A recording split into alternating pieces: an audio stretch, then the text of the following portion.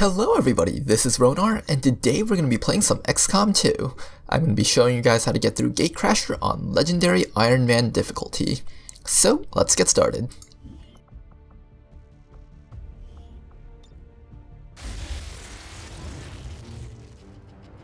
Excitement continues to build as city centers across the globe prepare for the 20th anniversary of Unification Day. Thousands line up at the site of the Great Accord, celebrating the formation of the Advent Coalition. Keeping with their promise to humanity, 12 new gene therapy clinics will be opening in select cities by the end of the new year. Despite the attempted attack by fringe elements, operations at the new facility in Paris thankfully remain unaffected. In response to the unprovoked intrusion on the eve of our most beloved celebration, the speaker reaches out to us. A small number of dissidents again repeat the mistakes of the old world. Striking as we celebrate a benevolent savior who time and again offers only friendship and compassion. Yet these trivial actions could never break the bond between humanity and the Elders. Peacekeeping forces have already made several preemptive arrests of known collaborators. Advent again assures all citizens that today's celebrations will continue as planned. Perfect.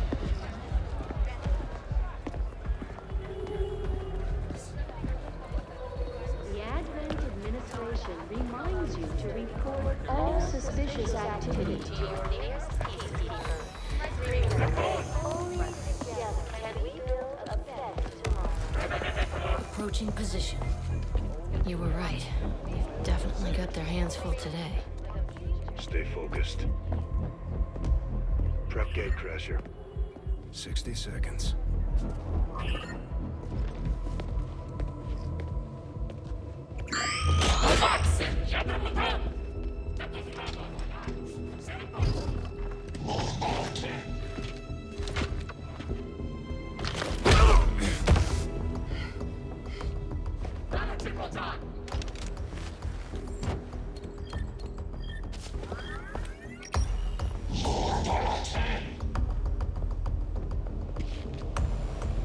Now.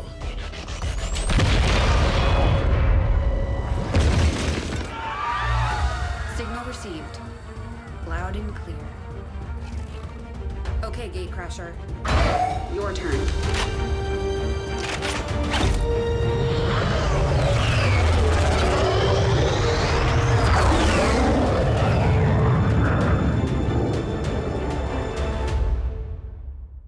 Alrighty then, so let's get started.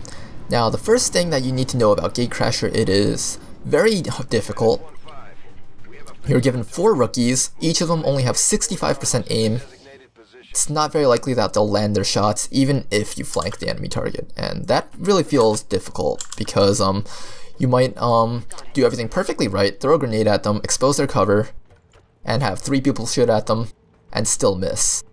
And that can be one of the most frustrating things ever, so what you want to do is get as much of an aim bonus as you can, using roofs for the height advantage, or just getting right up close and personal for the range bonus.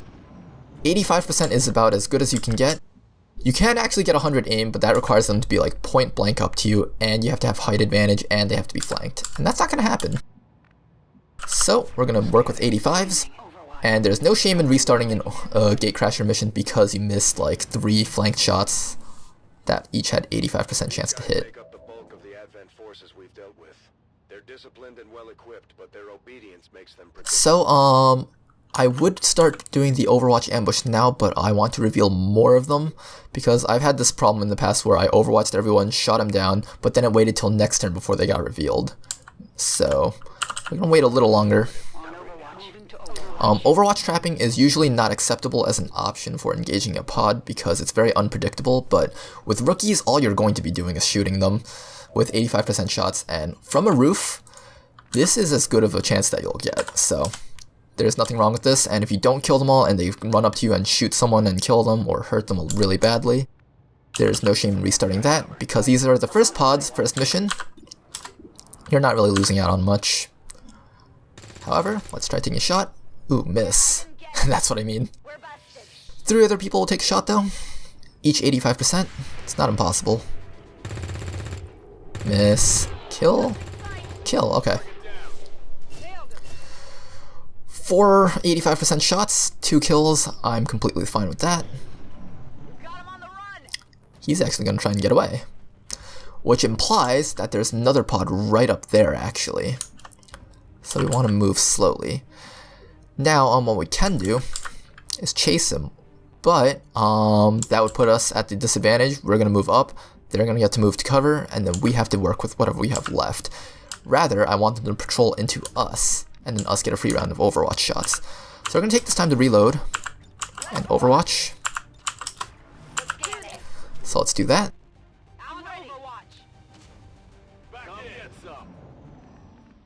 Next, we're just going to take the turns to Overwatch. Still nothing. We're going to jump down here. Try not to move too far out. Still stay on the roof though. I want the height advantage for the Overwatch shots if they do come into us. Contrary to popular belief, the enemy pods do still patrol on Gatecrasher. The only thing is, if you spend too many turns not engaging them, they'll lock up and stop moving, and that's what you don't want to happen. So we're gonna have to start moving forward now. And jump up there. Move up here. And have everyone Overwatch.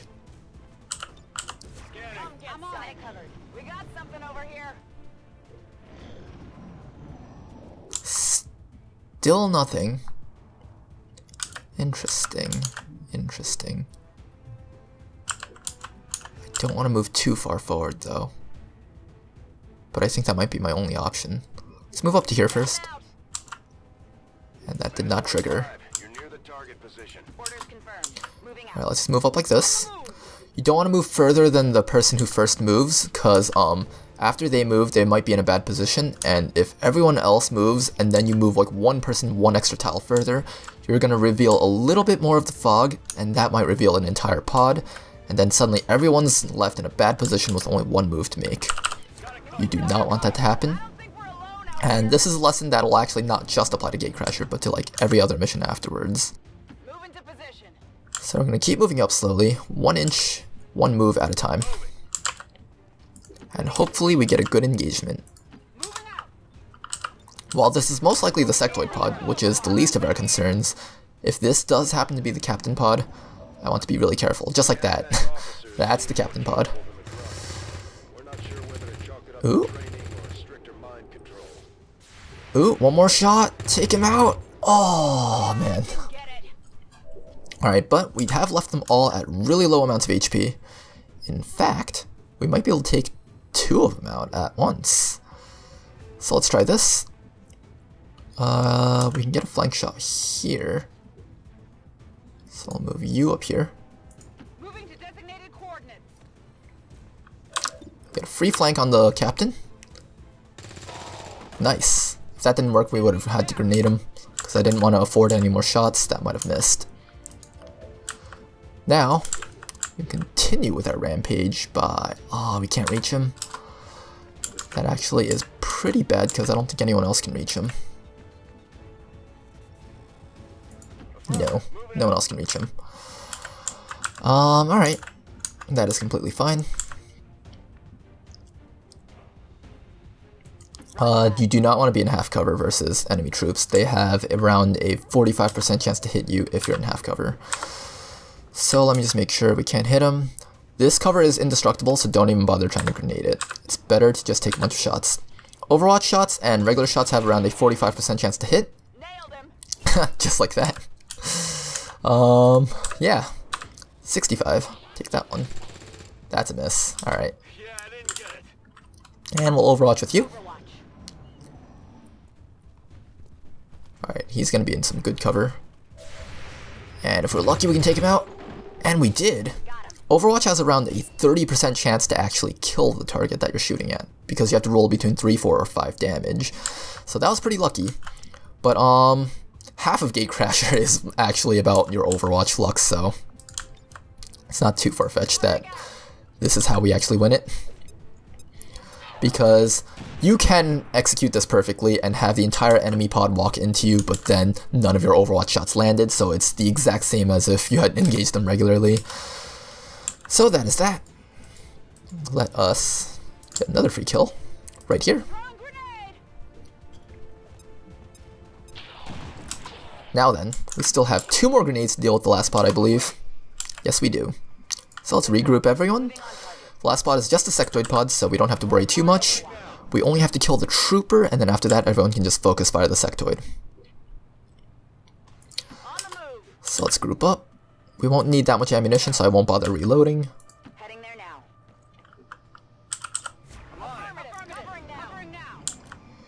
now. We can move forward slightly further. And that's the pod. Although they bear some resemblance to the sectoids first encountered during the invasion, their genetic structure now However, he is in a really good spot. That's annoying. stronger than ever, with an even greater psionic potential. So what we're gonna do actually is just run everyone up Okay. and just hunker down. I'm on the move. Come get some. I'll overwatch with him actually. Hunker everyone else down. This would suck if we actually got hit at this point. We've already gotten through so perfectly. Landing a few lucky shots, but... Alright, he's gonna freak out. Did he just flank himself?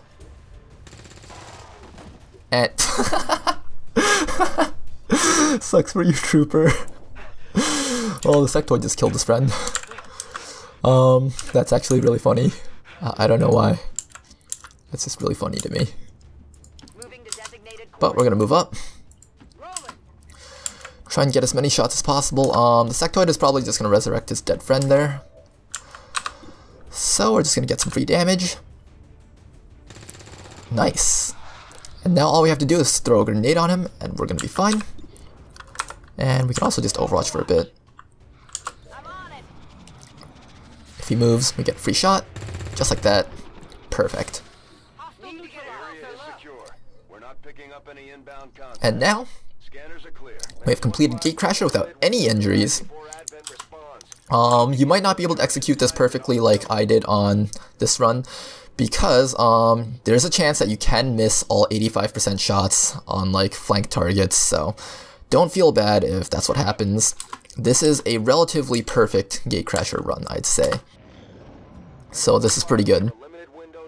But yeah, so I'm just gonna recap a bit. So first, get onto a roof, find the 3 trooper pod, overwatch trap them all, inch forward slowly while overwatching, trying to feel out where the enemy pods might be.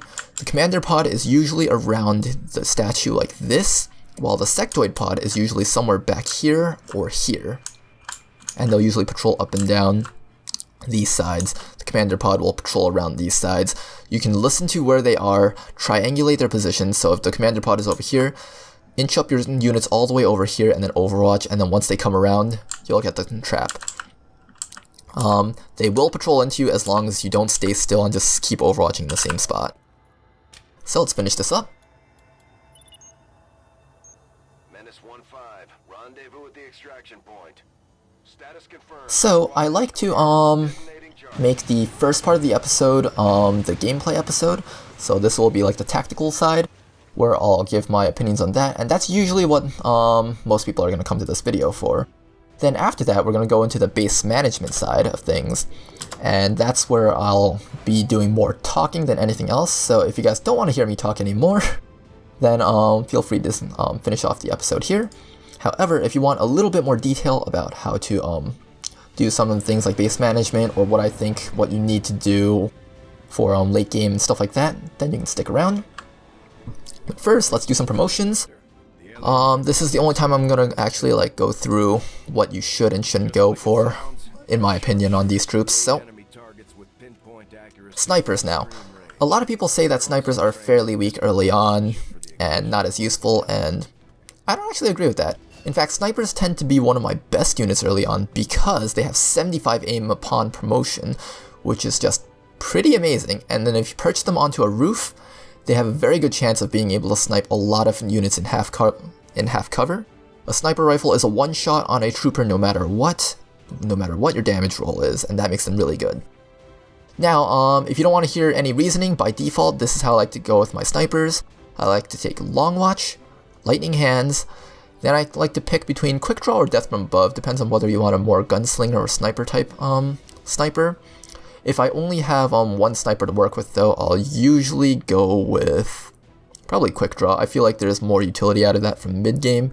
Death from Above just gives you like a free reload, not really like the most important thing in the world. Next, it's between Killzone and Face Off. I think Killzone is quite amazing, but Face Off does have its merits, and they're both pretty good. On retaliation missions, you can actually equip your sniper with dragon rounds, and then just face off every enemy on the map, and then every Berserker, Faceless, and Chrysalid that is on the map currently can no longer attack you, and that is pretty amazing. However, Killzone outputs a lot more damage, and will allow you to shoot at every enemy on the map once with your sniper, and you very likely won't miss if you're on high ground with a good PCS or a good scope. So keep that in mind. Now between Steady Hands and Aim, taking the turn to hunker down is not very viable because you're already being rushed. The fact that you have a stationary unit like a sniper is already bad enough of attacks on your time limit. So I like to go Steady Hands because you'll get this bonus if you did not move, and that's what you're supposed to do as a sniper. And plus, if you grapple to a place, you'll still keep your steady hands, and you will be able to just shoot down on your enemies with plus 10 aim and plus 10 crit chance, which is really nice. However, if you do get deep cover from the Advanced Warfare Center, you can opt to take aim. Finally, it's between Serial and Fanfire. Serial is best for taking out multiple targets. It is now a lot better ever since they changed the dodge mechanics to 100% shots equaling no dodge chance, which is very, very good for Serial users.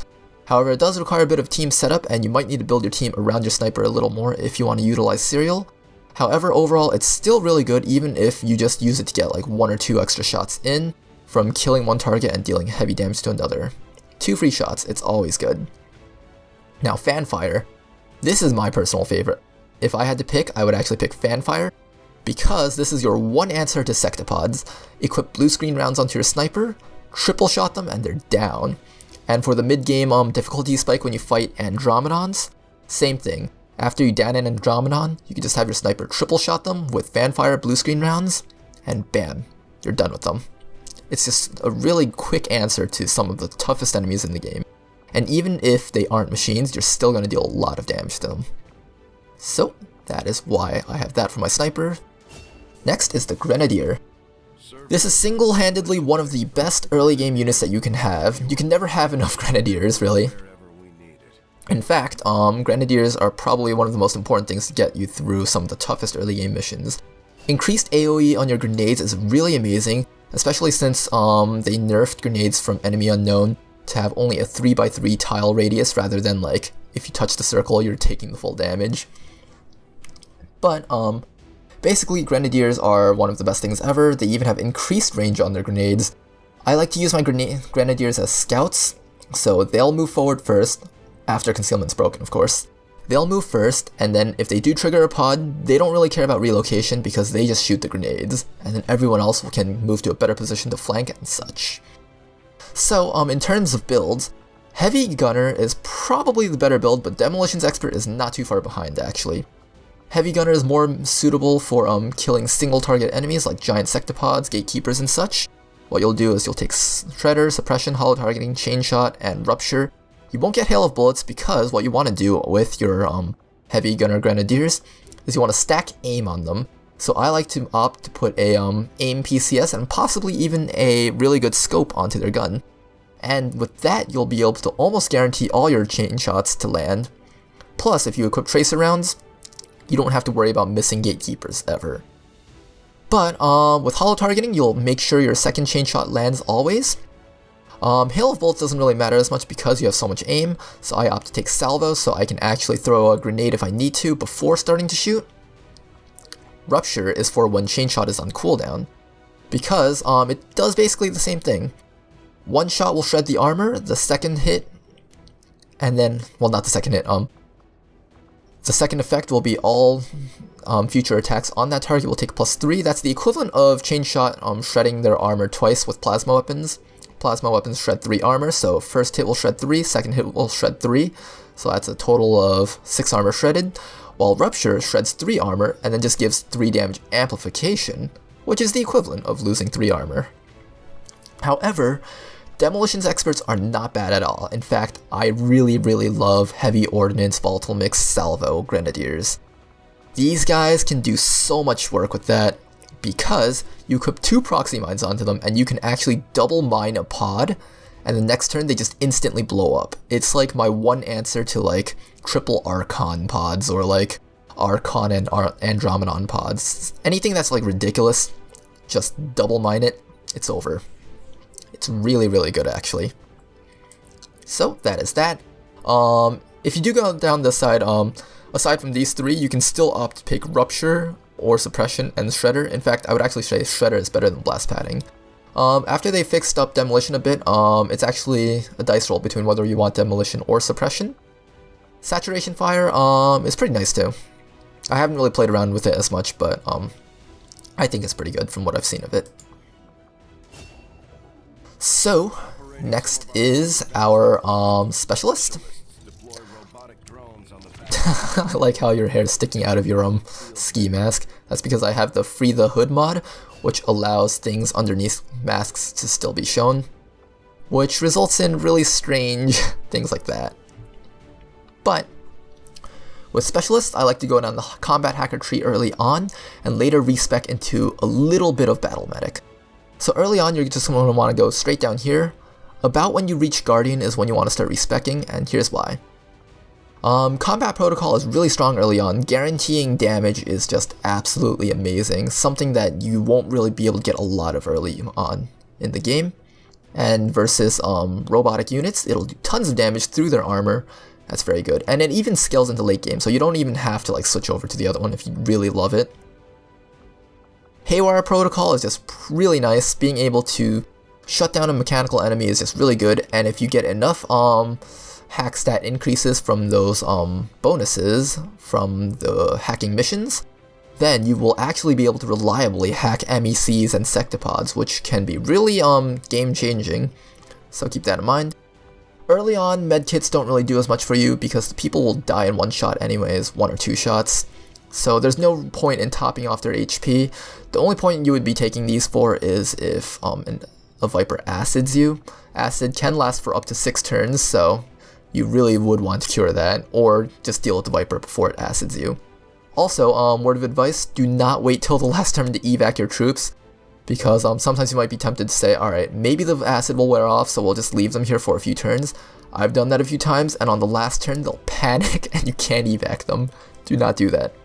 At least wait till they have 2 HP left. Scanning Protocol is really strong early on, versus those retaliation missions. Detecting those facelesses will be really good, and not just that, but it'll also free up your movement a lot early on in missions, especially on those VIP missions where you can't afford to make mistakes.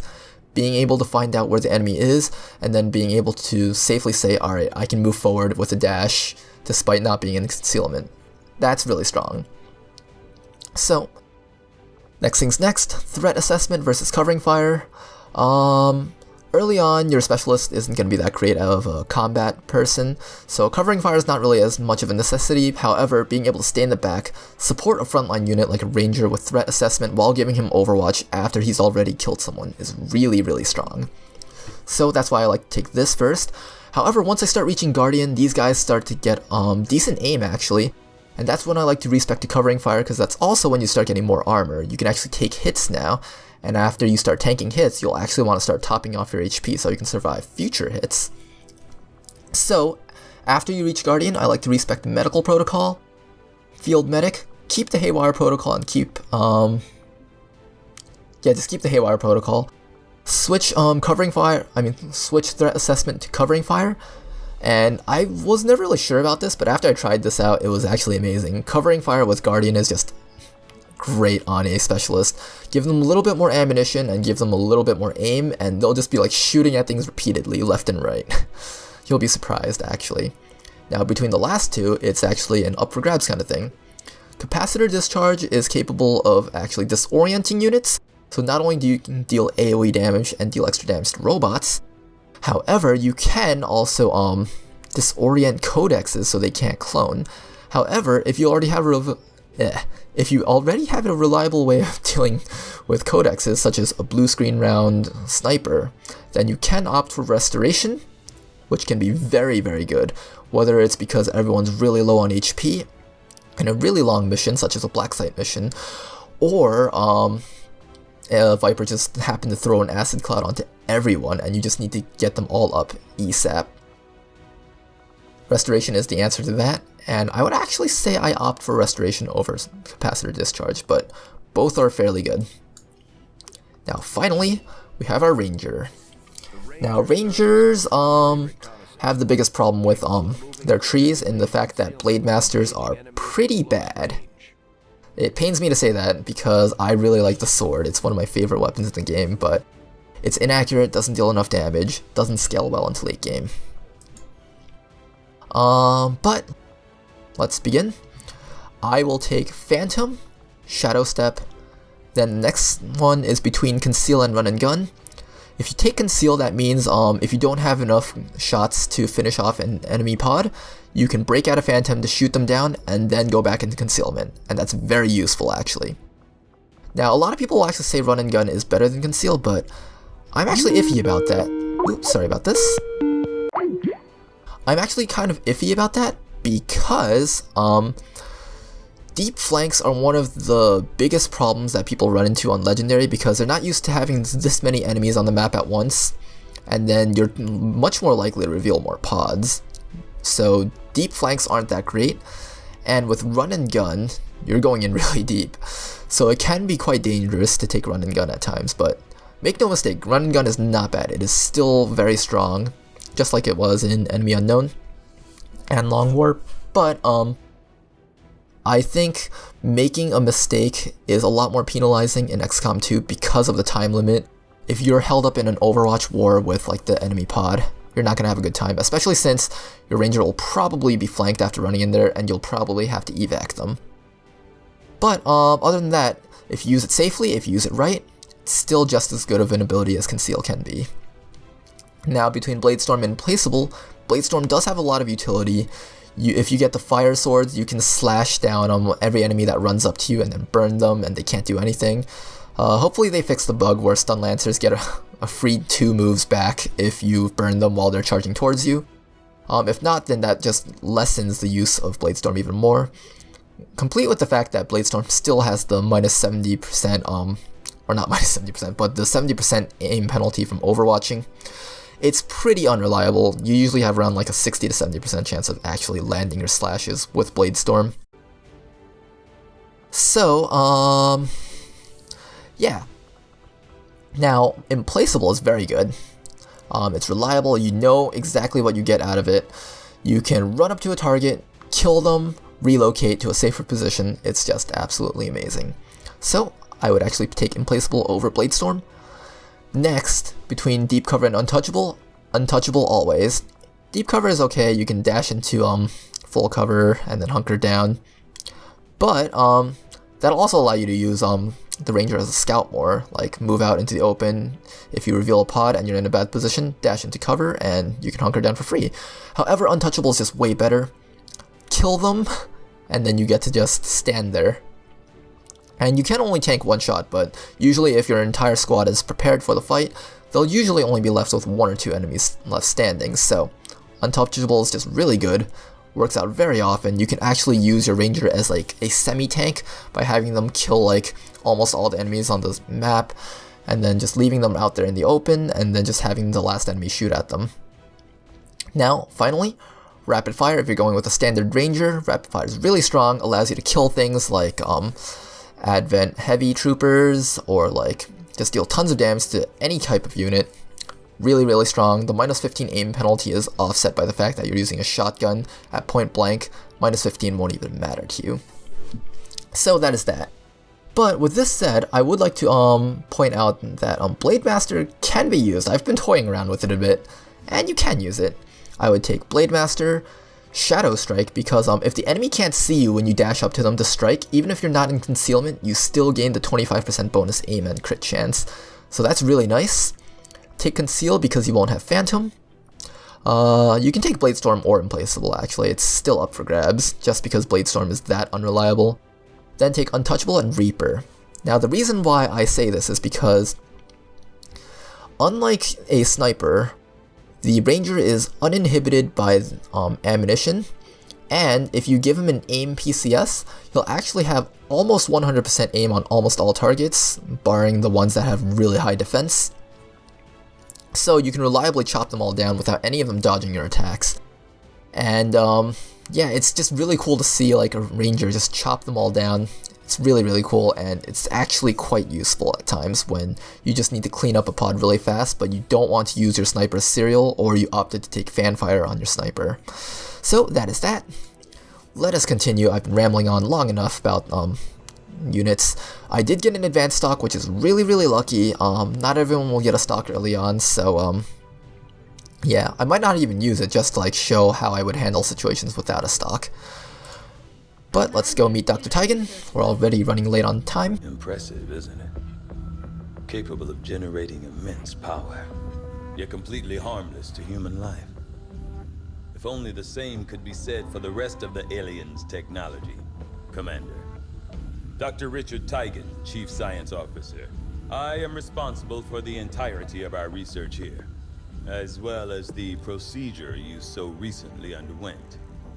Welcome to my lab, such as it is. I'm not sure what Central may have told you, but we found something while removing you from the alien stasis suit. A device implanted directly in your occipital lobe. Had I access to the equipment available to me during my tenure at Advent, I would already know the precise nature of its function.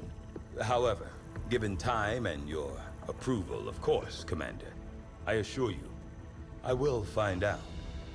Which brings to light an additional point. Though aspects of this facility are indeed impressive, I am but one man. Were you to direct additional support personnel and resources to me, I could substantially improve the speed of all our research. Farewell, Commander. Alrighty then, let's get started on some research. We did get a good weapon mod, so we would start with modular weapons. I do find that... Next, let's go meet Shun. Okay, reworked your repulsors with some of the parts I salvaged from their old engine. Should fix that stabilization problem you had. Come on, Rover. It'll work. Commander! Getting our tech to talk to theirs is harder than you'd think.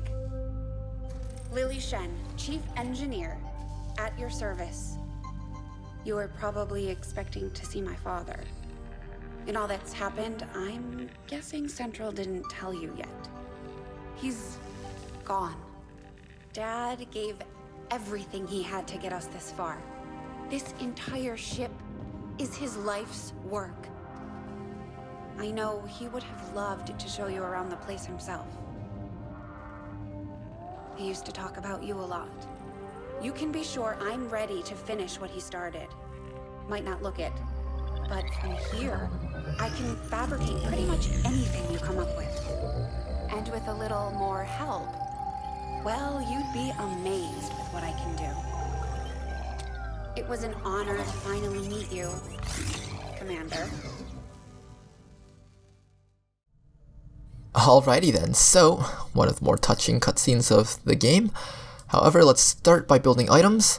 None of the other stuff will really be necessary as you begin, but the Flashbang Grenade is almost a must. Being able to cancel psionic abilities is probably the biggest selling point of the Flashbang. You can cancel the panic from a sectoid, although you won't get your turn back, but it ensures you won't be panicked for 2 turns.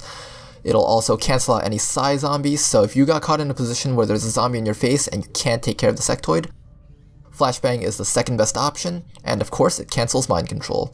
Later on, it'll also be useful in having the move speed of melee attackers, and it'll prevent codexes from cloning, which is really good. So always have one of these ready at all times. Next for facilities. Now, you can have any of these 3 spots open. However, we got the middle spot open first. I like to always build guerrilla tactics schools no matter what. You might be tempted to like hold off on guerrilla tactics schools if you've played on lower difficulties before, and like because you want to build your workshop in the center to have all 4 sides available. You'll want to build your guerrilla tactics schools on the side and then build like a power facility or a AWC in the center. However, it doesn't really matter how you build things. You don't want to like stall too long trying to get the perfect layout for your base, because this is Legendary. Things take forever to build. 28 days, that's nothing to laugh at. And you just got to get started. You don't want to wait around trying to get like a perfect layout of your base. However, if you look around, you'll notice where your power coils are. That's exactly how you want to start moving out. So we're going to dig this out first, then dig this and go straight down for them, while trying to get some of these stuff on these layers too. However, before you have to build your first power relay, you get one choice of buildings. You get to choose between, let's go back.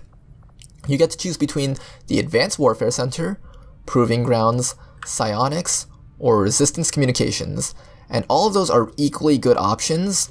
You can build Psionics if you got like drops from everything else, like you got the ammo and grenade drop for the Proving Grounds, or if you have a lot of contacts boosts, then you won't need to build the resistance comms, stuff like that. It depends on what you get. Try to build around that. However, if you're not really sure what to get, the Advanced Warfare Center is never a bad choice. Building it early might give you some key abilities that can really help you out, or some really garbage abilities, which is what I usually get. Deep cover on my Grenadier. But one other last thing to note is the Laboratory Rush. Building a laboratory as your second building is actually not a bad option. I used to think labs were absolutely useless because I only built them in the late game when I actually had a lot of things available after I finished building my key buildings. However, an early lab start will allow you to get mag weapons super fast. I was able to get mag weapons, Gauss weapons, and Predator armor on a legendary difficulty before even going on the first Black Site mission. Now, that's actually just amazing. So keep that in mind. It's actually pretty fast if you get an early lab. Do not underestimate that. And if you are running low on scientists, consider that as an option. But after that, you'll have to build your power supply somewhere around here. And then after that, you can start digging out this stuff. You can consider placing a workshop somewhere here. Workshops don't have to be in the center. That's the common misconception, because you think you get 4 gremlins, you want 4 sides, but you can always put it in the corner and put 2 gremlins in one thing, 2 gremlins in another thing. So that is completely fine. Do not feel limited in that regard. And now, let's just go meet Bradford and finish up the episode. Commander, good to see you on your feet again. Welcome to the bridge, the nerve center of our operation. The aliens have our entire world in their grip. Advent controls everything. Government, communications, industry, not to mention the military. And it's on us to take it all back. Resources and time are tight, Commander. It'll be up to you to decide how to best use both. The ship is yours. Thank you, Bradford. Nice to see an old face. So, usually you'll be presented with either supplies or rookies. If you do get something else like a soldier, or if you get like engineers or scientists, that's probably the best thing that you can get. But this is nothing bad either. We'll go for this. And usually your first research will be free, so researching modular weapons first will allow you to use the weapon mod that you get on the first mission. And now we get rookies. Let's go investigate that. It's usually good to get at least one of these drops. After that, you can ignore the other ones. Having a few more rookies is always nice. Alright, after this, I like to go for alien biotech. We'll research magnetic weapons later on when we have more scientists. And we have our first mission, so let's go check it out. It is a protect the device mission, and we will get our first engineer from it. So, that's that. Basically what you can do on the first mission is one of two things. This is not a hack mission, so you can actually leave your specialist at home if you want and train up another rookie. However, if you want like the full advantage that you can get, you can also just take the current team like this.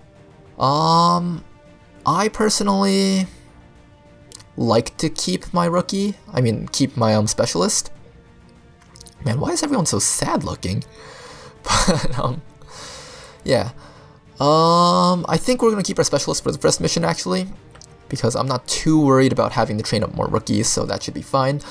Who the flashbang should go on is up to you.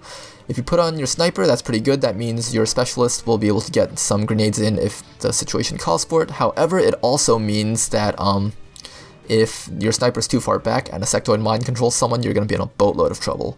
So I actually like to put my flashbangs on